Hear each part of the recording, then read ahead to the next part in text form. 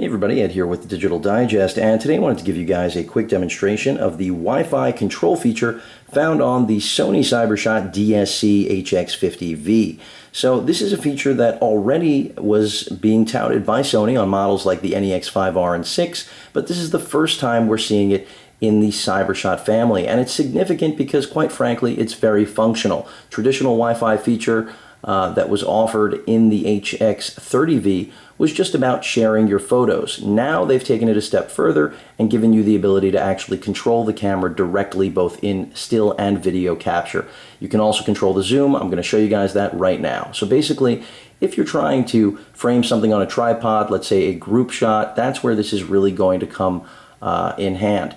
And also, if you're just out to dinner, whatever it may be, you're going to prop this up somewhere, want to be able to get yourself in the shot, want to be able to get a different way to frame it, then Wi-Fi control is going to give you that flexibility to put the camera where, frankly, you aren't. So you're going to go ahead and hit the menu button, and then go ahead and select Control with Smartphone. It will then tell you it's going into Wi-Fi standby. Now, if you've already paired this with your smartphone in the past, then you will not have to go through, repairing it each time, because essentially it will then link you, or I should say show you, your SSID address as well as the password and device name, which you'll then have to use in order to get a direct connection with your Wi-Fi device of choice. So in my case, as I mentioned before, it is the Galaxy Note 2. I'm going to go ahead and put the camera down right here. I may change that position once we actually start using the Note 2 to control it. But really simple. All I'm going to be doing is going straight to the Play Memories app, which should come into focus here. If it doesn't really matter. I'm going to go ahead and open that up. And then it should populate the camera right now. Of course, your Wi-Fi must be turned on since this is a direct connection. As you can see, it literally took about 2 seconds. So we're going to go ahead and select the HX50V.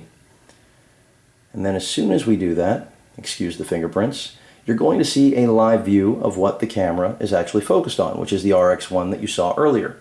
Now you can go ahead and of course flip that around so that you can go landscape or portrait, really up to you. That'll clearly be dependent on what you're trying to frame. I think in most instances you will want to use landscape. Now you can zoom in and out, as I mentioned, so if I wanted to take this wide, just go ahead and tap out on the W.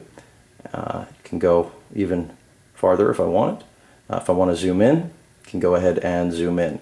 Now clearly this isn't the best target to be using, but I really just wanted to give you guys a demonstration so that you saw it was functional. Doesn't quite operate in real time, but still really functional and accomplishes the job, which is what this is all about.